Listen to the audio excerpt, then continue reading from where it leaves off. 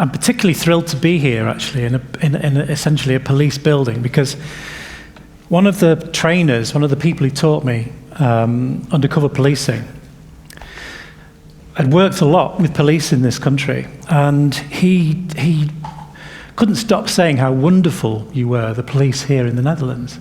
And lots of my colleagues who used to work for the National Crime Squad in the United Kingdom would say the same things. They would say they've worked with police everywhere, but nowhere is as good as they are in the Netherlands. And I've heard the same things said in South Africa, and in Denmark, and even in France. I've even heard someone say that in France, that Dutch police are great.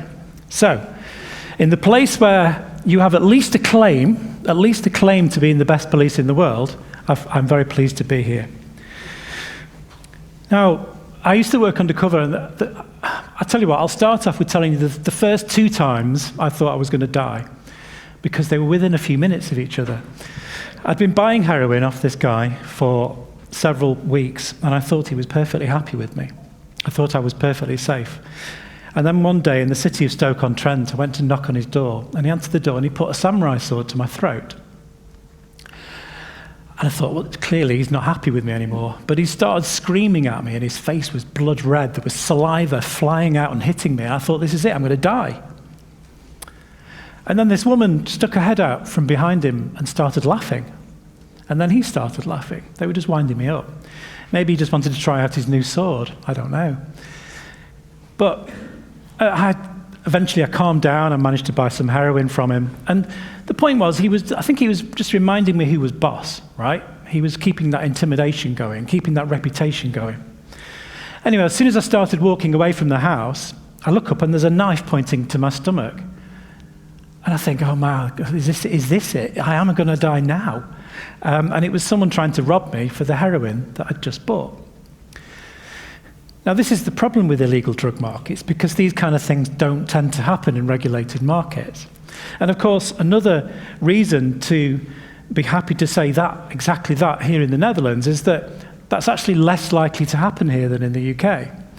Because like Switzerland, you actually prescribe heroin to control the problematic heroin market.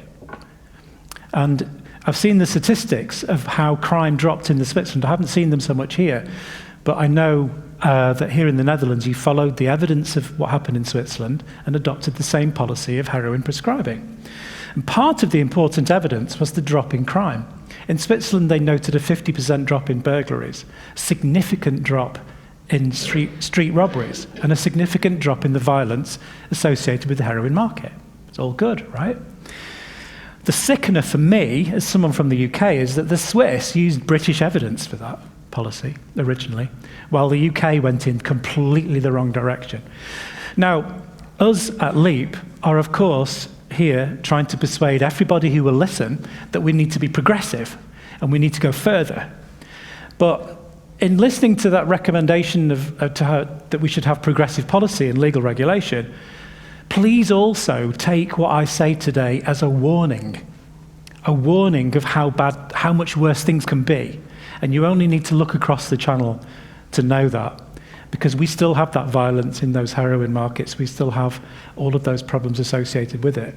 So you have here, in your own policy structures, evidence that legal regulation is better than prohibition for one of the most important drugs that should be controlled. Now, I apologize, some of you will have heard the next couple of stories because you might have been here on Friday, but I'm going to go through them nonetheless because there's some important points I need to make from a policing perspective. I used to spend 6 or 7 months embedded in a city, so I would pretend to be a problematic drug user most of the time, and I would work my way up, trying to get from the street level to the more local managerial level and gather evidence of conspiracy against an entire gang. I'd done this for many, many years, and I did have doubts, many doubts, but I pushed those doubts to one side because for only the police in the audience, you know that you get very wrapped up in the need to do that job. You get very, very focused on catching the gangster at the end of the operation. Absolutely. And we developed that expertise to do so. So all of the doubts that I felt, I pushed to one side. So I'd been doing this job for a long time, and for this particular operation, which was to infiltrate a gang called the Burger Bar Boys, which is a very British name for a gang, I think, very British. To infiltrate that gang, I'd actually given up undercover work at the point when they asked me to do it. I'd given it up. I found it too emotionally draining because the previous operation, one of the vulnerable people that I'd manipulated had actually become suicidal. He was suicidal because he saw my betrayal of him as the final straw. You know, I'd spent a long time becoming friends with him, going shoplifting with him, which was good fun, by the way, great fun shoplifting. You know, I'd spent time befriending this person in order to manipulate him, to get him to do what I wanted, to introduce me to the people that were useful to me. And it left him literally suicidal when he found out I'd betrayed him. So I'd given it up. I was probably already in the thick of suffering from PTSD or the descent into PTSD when I got that phone call and they said, Woodsy, we need you to do this job because these gangsters are even worse than the last lot. These are much worse. And he was talking about this gang, the Burger Bar Boys, who a few months before had committed a double murder, very infamous double murder of two young women in Birmingham, women called Letitia Shakespeare and Charmaine Harris. And the head of this particular section of the gang was implicated in 7 different murders. They were ultra-violent and ultra-problematic organised crime figures. So I was myself manipulated into going back into that work. And there'd already been 2 undercover operatives try and get close to them, and they hadn't done it. So I knew I had my work cut out. So I went there and I manipulated fresh people, fresh, vulnerable people. I did it again. I found those vulnerable people who were using heroin problematically. They were shoplifting and doing what they could to get by, just to feel well. And I befriended them. I also spent a long time dealing with people who handled stolen property and building up this reputation so that I felt safe with the profile that I developed. I'll never forget when after several weeks, I finally got an introduction directly to the gang, the core gang. And I was taken into this snooker club where they were holding court. And I was ushered into the gents' toilets in this club. And one of them came in, stood on the toilet in a cubicle, shut the cubicle door and looked over the top, looking down on me, very purposefully looking down on me, and said, "What's this?" And then the door burst open again and 4 more hooded figures came in and they started circling me. And every so often one of them would punch me or jostle me, or I think it was being headbutted on the ear. All the time he was interrogating me and then rephrasing the question and trying to catch me out, which is quite disorientating when you've got these hooded figures circling you. It was disorientating. And just at the point when I thought, well, I'm not going to get out of here in one piece, that's it. I know what these people are capable of. I know I'm going to be attacked. Just at that moment, he said, "All right, what do you want?" And I very politely said, "I'll have 1 and 1, please," meaning a 0.4 of heroin and a 0.4 of crack cocaine. And at that point, I started gathering evidence of conspiracy off the 6 main gang members, and increasingly for several months, buying increasing amounts of drugs. But also gathering all of the phone data, the corroborative evidence that a lot of you will be familiar with. But at no point in their company, at no point did I feel safe during that whole operation. In fact, one day, they even bundled me into the back of a vehicle, took me to a secluded spot, and made me strip. And I thought, surely you're joking. And then one of them lifted a T-shirt up and showed me a gun tucked into the top of his tracksuit bottoms. So they weren't going to take no for an answer. But you know, the strangest things always come into my head at moments of high adrenaline when I think I'm in danger. Because I looked at the gun tucked into his tracksuit bottoms and I thought, how was the elastic in those trousers holding that gun up? It's really strange. Strange what thoughts come to your mind. Another thing I thought as well, they said, "Come on, man, strip. You're 5-0, you're heat." You know the phrase 5-0? From Hawaii 5-0? I looked at him and thought, you're not old enough to have seen Hawaii 5-0. But street slang, it's got legs, it lasts a long time. But I was pleased to say that I wasn't wearing the hidden camera that day. I was really, really happy about that. And so it went on and went on, and I was feeling exhausted by the end of it. But I remember looking at the board with all the photographs and all the lines and all the links and all of the information of these great boards and where the operation was being run from. And we had evidence against 96 people. The 6 main targets, 6 main gangsters, but 90 other people were involved. The sex workers who were being exploited by them, the runners, people who were stashing, people who were doing the raps. It was extraordinary. And I remember looking at it thinking, I've never had an operation as complete as this before.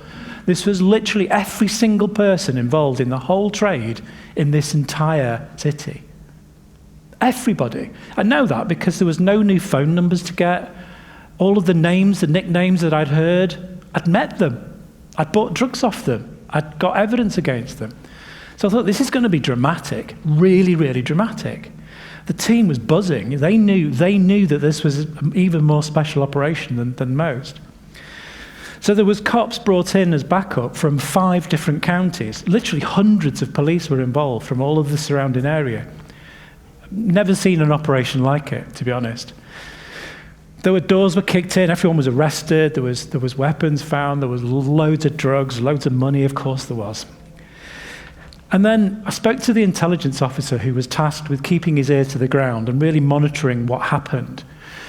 And he said to me, Woodsy, we managed to interrupt the drug supply for a full 2 hours. 2 hours. That's not even enough time to really withdraw from heroin if you're using it problematically. Not really. So that really hit me, and it hit me because it forced me to confront all of the doubts that I had, all of the other doubts, the multiple layered doubts about the work I was doing, both the efficacy of it and the ethics of it. Because I'd been manipulating vulnerable people for years. I'd made one suicidal. I'd caused a lot of harm to many of them, a great many of them. And I'd done it because I thought the end justified the means, absolutely driven by this idea that the end justifies the means. I can cause harm to these people because I catch the gangsters at the end of the operation. But that sort of idea of the end justifying the means, I'm not really sure that has any kind of place in civil policing at all. Where do we decide that the end justifies the means, that we can cause harm to someone? We can cause harm to someone in order to catch someone and arrest them. Not quite sure that works, but I was driven by that idea. Of course, I had to face that. I had to face all of the harm that I'd covered over that time. And in a sort of growing state of PTSD, that was quite difficult to deal with. But not everyone really is shocked by that sort of 2-hour figure. Not everybody. And I travel around a lot and I speak to a lot of police. And some police will say, well, yeah, but you still caught some bad people doing bad things, right? You still caught the criminals. You still caught them. So it's a good job. They deserved it. You just told us they're a murderer. You said one of them's murdered 7 people. So you did a good thing. You put bad people in prison. Yeah, but where do these bad people come from? How did they end up being these multiple murderers? And what situation has created this? Well, the first time I bought heroin off a child was in 2001 in the city of Leicester. Now, that was unusual then. It was quite shocking. Now, in the United Kingdom, we have 50,000 children dealing heroin and crack cocaine. 50,000 children. Now, again, I bring a warning. This is a warning from the UK, because that's not going to happen in the heroin market here, because as I've already said, the government controls the problematic heroin market. So you are protected from that particular kind of development. But the reason we now have 50,000 children dealing heroin and crack cocaine in the UK is actually partly my fault. Seriously, people like me. Because in those operations, we did a great job at catching the adults. Fantastic job. But organised crime always adapts. Always. So the use of children in the United Kingdom, which is actually peculiar a British problem, although it started to happen in Sweden, it's happened as a result. It's a rational, tactical response to the success that the police has had. It's a rational, tactical response to the kind of operation I did, because we caught the adults.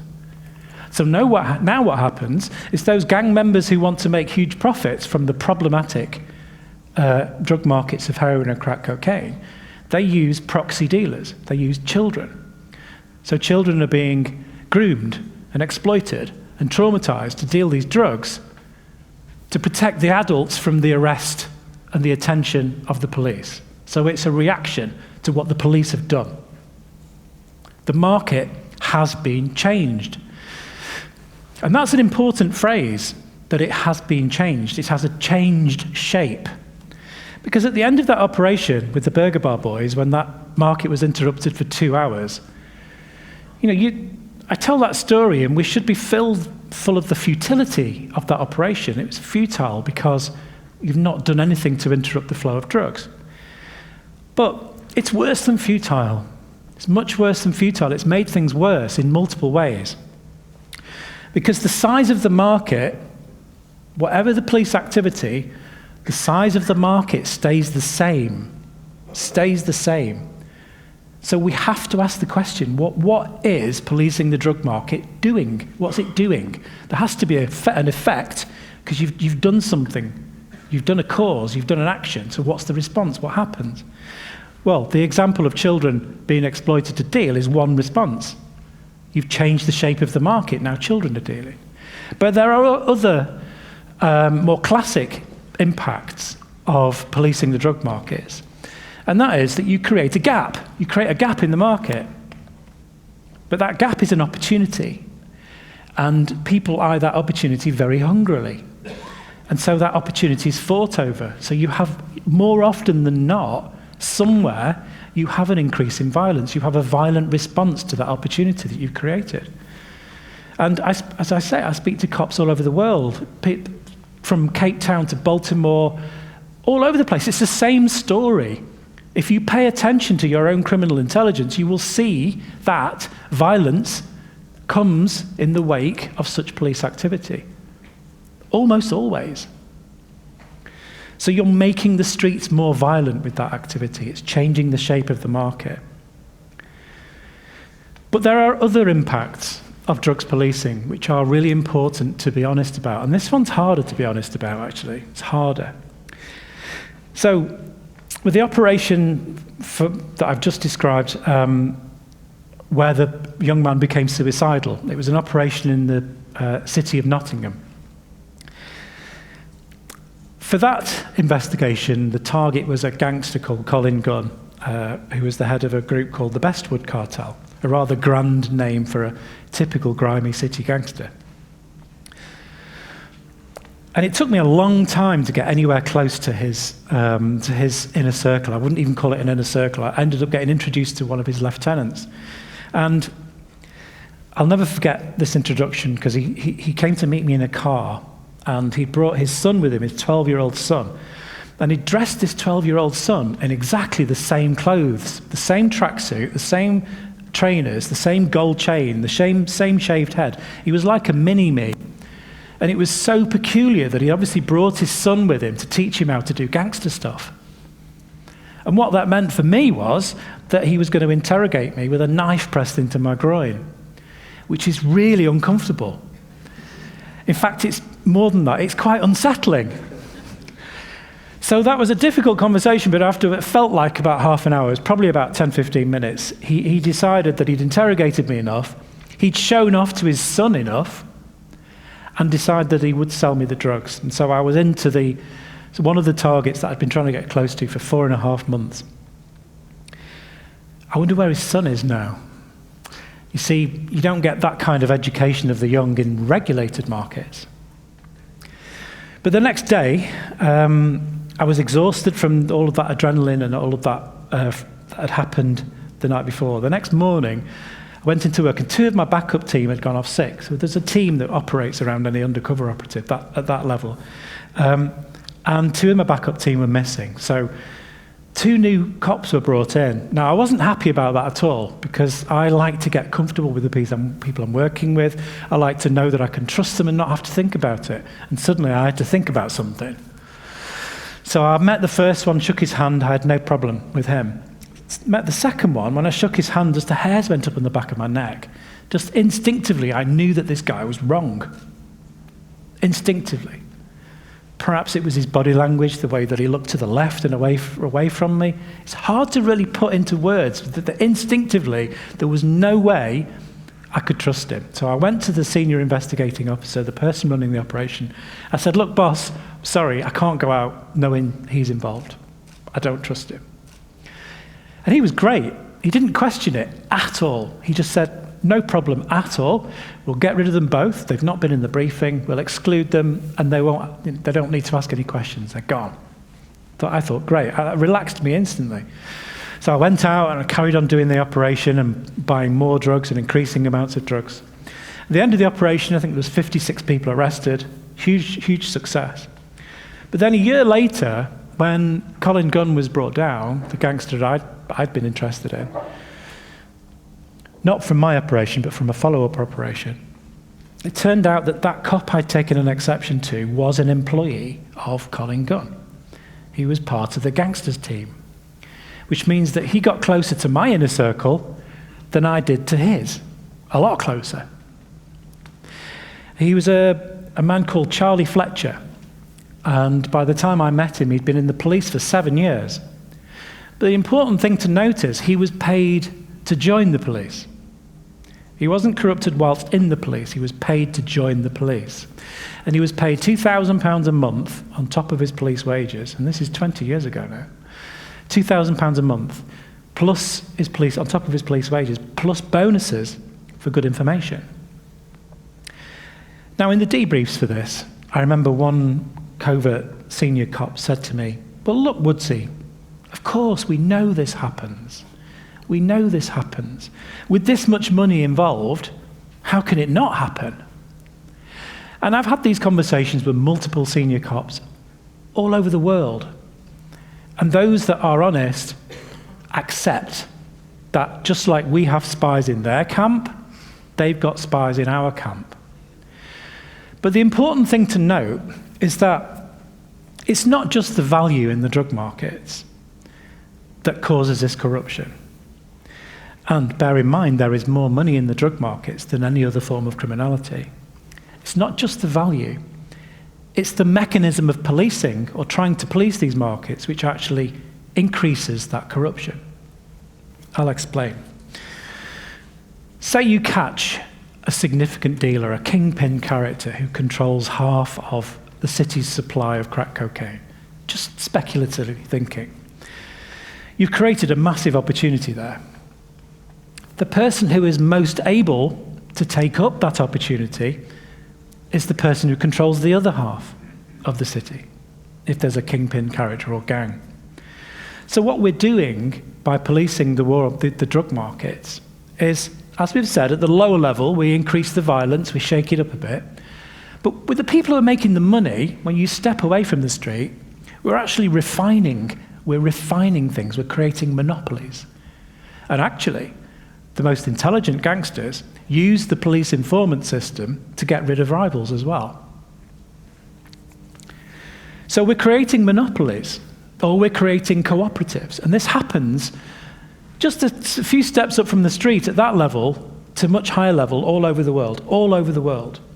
I mean, there's an example of the cooperatives forming just a couple of years ago. The National Crime Agency in the UK announced that Dutch and British organised crime groups had formed an alliance with the Italian mafia, who they'd previously been at odds with. So now they formed a cooperative and they're sharing resources. This was a public announcement by the NCA. It's more than they normally tell the public. But there are multiple examples of this around the world. I mean, there used to be multiple drug-dealing gangs in Mexico, but now there's 3 cartels, super cartels. And those cartels have a bigger GDP than most West African countries. We've done this by refining, monopolizing organised crime. Now, the reason this is important is if you're an organised crime group and you have increased your market share, you then have more disposable income. And if you have more disposable income, you will always invest that money in corruption. always, because that's the business model. Corruption is what makes you safer, makes you more powerful, makes you able to compete with your allies more effectively. It's literally a get-out-of-free-jail card. If you can corrupt the systems which are attacking you, you become much safer. So you will always seek to invest it in corruption, and they are getting more and more effective at it because we're refining the drug markets. In this never-shrinking drug market, we're changing the shape of it by police activity. And this is important for everything. This is important for the future of our democracy, our national security, our international security. It's also important for the sake of the planet. In September 2021, the GTOC, the Global Initiative into Transnational Organised Crime, published one of their best reports. And the headline of that report was that the growing power of transnational organised crime is the single biggest threat to our democracy, our democratic way of life. Single biggest threat.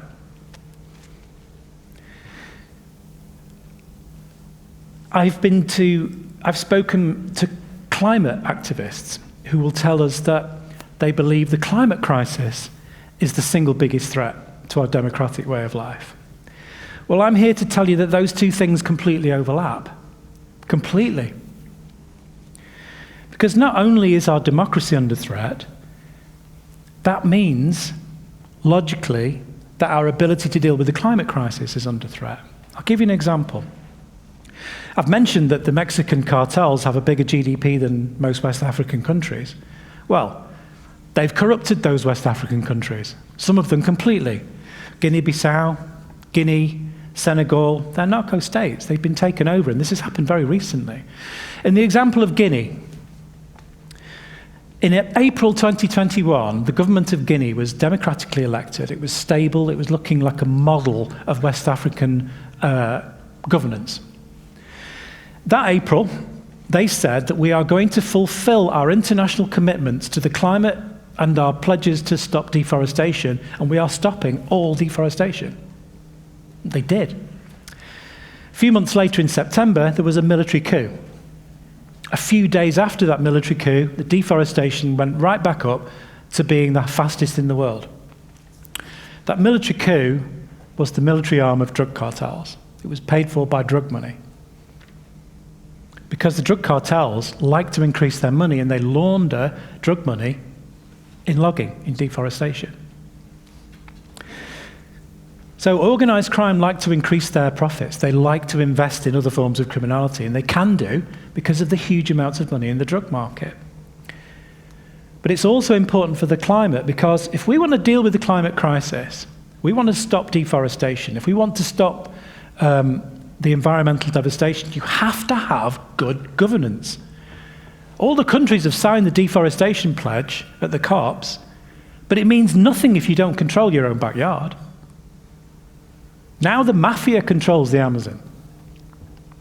Now the mafia controls all of those incredibly important rainforests which surround the equator, which just happen to be all of the drug trafficking routes, the most important drug trafficking routes, whether it's Southeast Asia in Myanmar, Cambodia, or whether it's the cocaine route in Latin America. These are all the vulnerable areas where organised crime has its greatest power. But they have this power because we've given it to them. We've given it to them in the belief that we can stop drugs.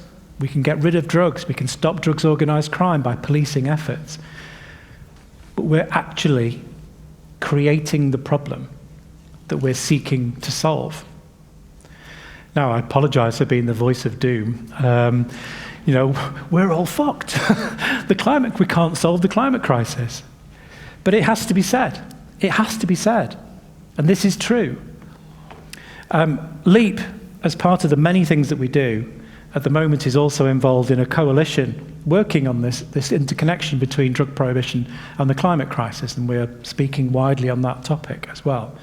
Our aim for that coalition is very modest, is to get drug policy listed as part of the agenda for COP30 in Brazil in just less than 2 years' time. That's our medium-term goal in that regard. And if anybody knows anybody who's involved in the environmental activist sector, please get in touch. We need all the coalition building we can get. But for that coalition, we're working with SOS Amazonia. We're working with some people from Global Witness, from the WWF. A huge coalition of people from Cambodia to Peru, academics from Colombia. We are building a substantive coalition, but we still need more help. Another thing that LEAP is doing internationally at the moment is on the mental health of policing, because not only is this a catastrophe for individuals, as in the war on drugs is a catastrophe for individuals who need help, who use drugs problematically, who are criminalized instead of helped. It's a catastrophe for them. It's a catastrophe for our communities who are bullied by organised crime, who will no longer give witness statements to the police, who will no longer cooperate with the police because organised crime has successfully intimidated them. It's a disaster for those communities. It's a disaster for our society as a whole. And it's a disaster for the planet. But to wind it right back from a policing perspective, it's also pretty catastrophic for policing, because this is hurting policing. Now, as I've said, I have PTSD, and I've had some real struggles, some real struggles, and I manage it. But it is a chronic condition, so I manage it rather than get rid of it. But many of my colleagues suffer far, far worse than me. A colleague of mine, we have a sort of informal, interconnected support group, so to speak. One of my friends, colleagues who used to do exactly the same kind of work as I did, was once attacked by a drug-dealing gang, and he was beaten and kicked until they broke his back. They left him with a broken back. Now he's physically a lot better. He has fentanyl patches he has to put on every day. But he also has PTSD, much, much worse than I do, much worse. He can't leave his house without his PTSD support dog. And then he doesn't go very far. He doesn't leave his house for the most part. He was damaged by fighting this war on drugs. And I've met a lot of cops around the world who are exactly the same. Most police officers I know who are psychologically damaged, it's been because of drug policy. You cannot underestimate how much of our crime, our violent crime, has its origins in drugs, organised crime, in drug prohibition, our drug policy. So one of the things we're doing at LEAP is in a few weeks' time at the United Nations in Vienna, we will have a panel of police officers who will demand access to psychedelic therapy for police officers. Because another stupid barrier created by the war on drugs is the preventing exploring psychedelics as a treatment for mental health. But by asking for it for cops, we're hoping to get the journalistic response, because it's a good hook for a journalist, right? The cops are going to the United Nations and asking for access to drugs. So there's a sort of strategy to what we're doing. But the truth behind that strategy is there are a lot of police officers hurting. There are. There's a study in the United Kingdom which shows that 20%, as much as 20% of serving cops have some form of PTSD.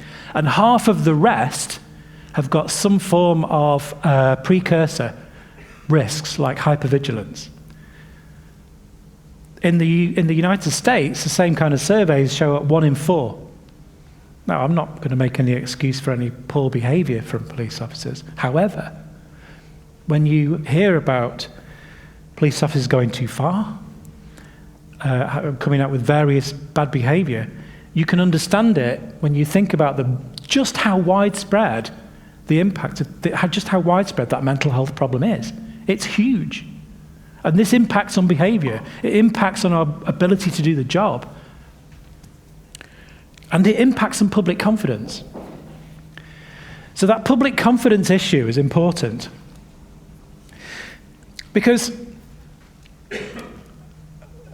when I speak to many senior cops, again in different countries, and I talk to them about the operation I did with the Burger Bar boys and the fact that we only interrupted the drug supply for 2 hours, they say, well, yeah, but we have to still tell the public about how successful it is. I said, but why? You're lying to them. And they said, but you can't tell them, you can't actually tell the public that we did this big operation and it didn't do anything. We can't do that. We've got to maintain public confidence. And this is part of the problem, because if you ask a politician, why don't you support drug law reform?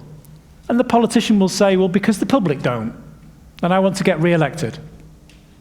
Fair enough, that's democracy, fair enough.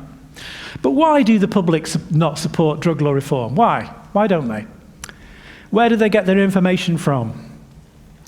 Well, with every single policing drug operation, every single one, whether it's a seizure of multiple tons of cocaine, we all hope those stories are regular, aren't they? Whether it's a seizure of multiple tons of cocaine, or it's arrest of this huge gang that were dealing all of these drugs, it's always sold to the public with really good PR. We always tell the public we've done a great job. Always. I speak to people who are experts in marketing, business marketing, and they are very, very jealous of a certain image. It's the image of the dope on the table, the drugs on the table, the big seizure of drugs. Because you can show the same image to the public all the time. It's the same image, they've seen it before. They've seen it before and they know to be reassured. Things must be good. The police must be doing a good job because look at that big pile of drugs. So the public are constantly being told that the current policy works because look at that big pile of drugs. The police are telling us that they've done a good job. They must have done. Now, you can't blame police leaders or media staff or policing policy for that because the police have got a duty to maintain public confidence, right? So we always tell the public when we do a good job. We catch a murderer, we celebrate it. We deserve to celebrate the hard work that we do because we're cops and the public need to know that they're safe with us. So we must maintain public confidence. We must do. There was over 100,000 murders by drug gangs in Mexico last year. Do you think the public have got fake public confidence in the police there? They used to. They used to have. But we're only going in one direction. Organised crime is only getting stronger. They've got more resources than us. And those resources are getting more concentrated all the time. We are constantly refining the effectiveness of organised crime. So the risks are huge. Look at other countries in the world. Look at what's happening to Ecuador right now. Their democracy is being destroyed almost on a daily basis by drug gangs. But the police will still tell the public what they're doing is a good job.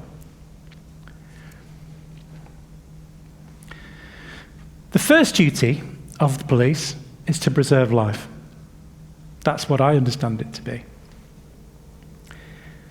So if you look at the results of drugs policing, the deaths around the world, the deaths of problematic drug consumers who would have been served better if they weren't criminalised, all of these different measures, all of these different factors show that we are failing in our drug policy to that first principle, that first duty.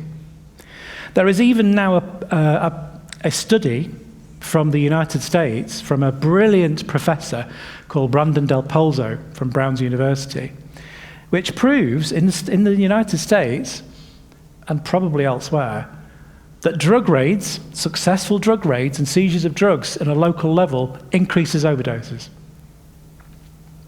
Because the only disruption, successful disruption, is not to organised crime, it's to the lives of consumers who have to learn to trust a different supply, or the supply is locally shaken up or adulterated differently. Overdoses go up, literally as a result of that police activity. The evidence could not be stronger of the harms of trying to police the war on drugs in this insane prohibition policy. But I would argue as police, we also have a duty to the truth. We have a duty to the truth. And when we start talking about drug policy and policing drugs, those two duties overlap. Because it is police who are misleading the public. We're making the public believe that the current system works. And then the public, therefore, are not telling their politicians to change direction. They're not. So, being here in this place is really exciting and important to me, because what can cause a revolution in public policy on drugs is the police being honest. That is what can change the world, literally change the world. For if police everywhere start to be honest and say, well, yeah, we've seized this cocaine, but we know from our intelligence that it has no impact on the purity of the cocaine or the availability of it. It has no impact at all. And in fact, that when a seizure of cocaine is seized, it's just not paid for because the payment is only made on successful delivery now. You could tell the public that according to our intelligence, the supply of cocaine worldwide has gone up by 35% in 12 months. Such is the ineffective nature of drugs policing. That's true, by the way. 35%. There's a glut of supply. Price of the coca leaf in the same 12 months has gone down 70%. Policing is irrelevant to the drug markets, except that it makes it more violent and often more monopolized. We're only causing harm. And if we find the courage as a movement to tell the public that, we'll change the world. I do not exaggerate in that declaration. So for the sake of people who need help, for the sake of our communities and society, and for the sake of the planet, I am very pleased to have been here in this place today because, what? This is the home of the best cops in the world, right? Thank you very much.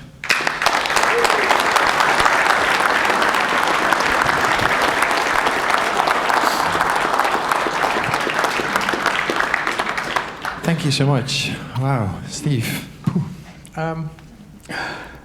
Questions? He made quite a few statements. Come on, you must have questions. In English. Oh, sorry. Could you do it in English, please? I will try. One thing of this, many was very interesting that you've told, and I reckon it from my own work as a police officer. Not the undercover thing, but the kind of things you have seen. But I was wondering, one story, there was the guy with the samurai sword and the knife in your belly. What do you think that in a regulated market, you say you don't have that in a regulated market? What would those two actors doing if all drugs was regulated? Well, that's a great question, and it's a question I tend to generally get from police officers as well. Another variation of that same question is, sometimes it's a more aggressive question, like, well, drug dealers won't go away, they're just going to commit some other crimes, they'll do something else. Well, the thing is about those two people is that they were both using heroin problematically. The person who was dealing to cover his own habit, and the person who tried to rob me was also using heroin problematically. Now, what would they do? Well, if I looked at the evidence of what happened in Switzerland for the prescribed heroin system that you now have here, the people who, even right back into 1994, the first people who went onto the prescription heroin system, almost all of them went on to get jobs, to go into recovery, and to leave a productive life and contribute to society. So we know what would happen because we can see the evidence of what happened in Switzerland, and I'm sure there's similar evidence here as well, that actually when you allow people to recover from a drug use disorder and you look after them instead of criminalizing them, they can decide to do something else. But those two people were trapped in a cycle of self-harm. They were trapped in a cycle which they could be rescued from. Great. No other questions? All these statements, You believe all his statements? Hi Neil, we spoke before. My name is Luke. Hey, Luke. I think, you touched upon a subject that I think is not really alive in the Netherlands, especially among law enforcement or the military. And these are the mental health benefits or the research that is going into it regarding psilocybin or other psychedelics. Would you like to elaborate a little bit more on it? Yes, certainly. We have a wealth of evidence now. There has been various trials carried out for some of the psychedelics, in particular for psilocybin, and there is now very clear evidence that for various mental health conditions, psilocybin is extraordinarily successful in treating those conditions. So in particular PTSD, treatment-resistant depression, various other conditions as well. This evidence is now so strong that the Australian government just a year ago made the use of psilocybin and MDMA therapy legal. The government said, that's enough, we don't need any more evidence, because quite often the politicians will kick the ball in the long grass by saying, no, we'll wait for more evidence, or we'll commission more evidence. In Australia of all places, I was a bit shocked. They said, no, that's good enough for us. All of that evidence is perfect. Go out and do it, and they legalized it. So all the psychiatrists, all the sort of medical community that you would expect to be cheering says, hang on, don't do that. We're not ready. We don't know what we're doing with it. We've got to train our therapists. We've got to understand how to use these tools. And so there was a brain drain from around the world of those that can do it. They've all gone to Australia to train therapists. And just 2 weeks ago, there was the first legal prescription for MDMA therapy, for the MDMA given. Just 2 weeks ago, it's just started. And in a few weeks' time, there will be the first legal prescription for psilocybin. But the thing is, these new emerging treatments are so successful compared with traditional psychiatric interventions. I mean, this is dramatic. This is a revolution. And the really frustrating thing for many of us that's been involved in drug law reform for the last few years is that, as Professor David Nutt calls it, the stopping of psychedelics has been the biggest scientific censorship since Galileo. It's been preventing the understanding of the brain. Now, suddenly we have this better understanding. Now, from my point of view, I think this should be urgently applied to police officers who are struggling. We have one of the highest suicide rates of any profession. And also by applying these treatments to police officers that need it, we can also educate the public further. But we would go further at LEAP than we don't want to just cure someone once they're broken. We want to explore the idea of wellness, of actually keeping people well enough so that they don't descend into an incurable illness, which is at this point in time, that's still quite a controversial thing to say, that I want cops who are struggling to get some psilocybin therapy so they don't get PTSD. I want it to be as a wellness issue, as a preventative. Because look, in any workplace, we have health and safety considerations, right? You have the right protective equipment, don't you, to stop yourself getting hurt. You know, if you're going to use the big battering ram for a door, you've got to wear the right armor. So if you're going into situations where you're at risk of psychological damage, you need the right protection. And the evidence now is there that protection is available. But drug policy is a block. So we as cops should be demanding it. And I love it, the fact that one of the backers and supporters for this event is a police union, which I think is incredibly appropriate to this discussion, because every police union should be asking for this to protect the health of their union members as a matter of urgency. We have a question over Yeah, Mr. Woods. I also met you last Friday in Amsterdam. My name is Piet Broenland. Nice to meet you. Thank you for mentioning recovery is possible. I'm a recovering addict for the last 16 years. Spent in and out of jail because of my addiction. Luckily, I'm grateful it's not today. My question would be, you said that we need to stop lying to the public and to others. How do we get the politicians to stop lying? Well, yeah, I mean, that's a good question. And politicians who don't support drug law reform fit into different categories. But the ones who are hardcore ideologues, people who will always cling on to their need to make a moral judgment, are actually in the minority. The majority of politicians who do not support drug law reform are merely reflecting their voters' wishes. And they can change their mind. I know that because in the UK we used to have only 6 members of parliament who were allies. Now we have over 60. So we know we can change their mind, but they need to have political cover, which is one of the reasons why LEAP is so important. I've spoken at Conservative Party conferences, Labour conferences, I've spoken in the parliaments in Denmark and France. We're cops, right? We can give political cover to politicians. We can give them the courage to speak out because we're saying, yeah, actually what they're saying is right. We've got our experiences to back that up, which means that LEAP is a really important organisation. None of the other drug law reform organisations can do that. None of the others can give political cover to politicians. So the police voice is important. It's really important. So we just have to support those people who are ready to speak out. But I would still insist that, the most important thing is influencing the public. Any social justice movement any social justice movement has a victory because of the growth of the movement, rather than political leadership. Yeah, thank you very much. Stefan Schleim, I'm a psychologist from the University of Groningen, and I try to understand why people take drugs. I didn't know that the situation is so bad in the United Kingdom, so thanks for sharing that. A bit an extreme question maybe to ask, but could it be that enforcing this drug policy could be a governing style in itself? Are there stakeholders who have an interest in keeping the situation as it is? Because otherwise, I could not rationally understand that they don't change their drug policy. Absolutely. There's always financial interests in the status quo. Always, particularly in the UK, because we've had a shift to private drug treatment service providers. But having said that, I don't want to demonise them because we actually have some good allies in some of those organisations as well. So yeah, there is always a monetary interest.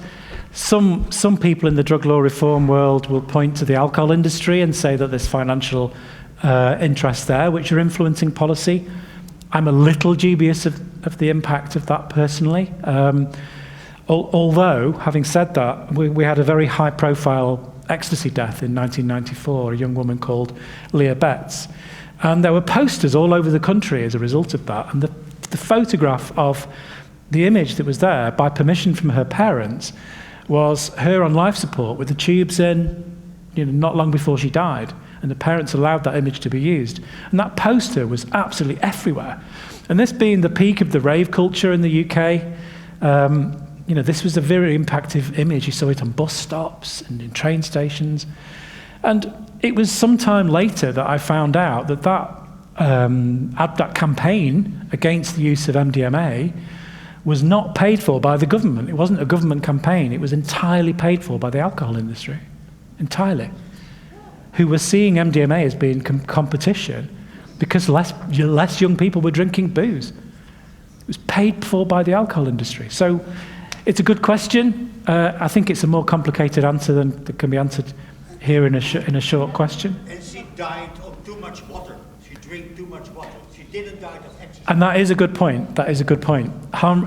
Exactly. So, and a regulated market accompanied by the appropriate health advice, people like Leah Betts wouldn't have died anyway.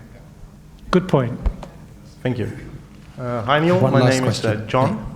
Hi John. I'm just starting my career as a police officer. I'm actually still a student at the police academy. And I'm tasked now with doing surveillance and emergency calls in Rijswijk. It's a little town next to The Hague. I think the stories that you're telling are very operational, but the issues that we're addressing here are very policy-based. And as I'm finding out, like working on what we call a basis team, a base team, is that there's quite a strict line between policy and operational levels. My question for you would be like tomorrow, if I'm sitting in my uniform, driving around in my car, sitting next to my colleague, what would you hope for me to do on this operational level? Whew. Okay. Well, first of all, when you're sat, the first thing I would want you to do, if you're sat next to your colleague, is to have this discussion with them and share what you might have learned, or at least what might have made you think about this topic with that colleague. And keep talking about it with colleagues, because that's the essence of a meme, right? It's a thought that can spread, and the truth really can set us free eventually.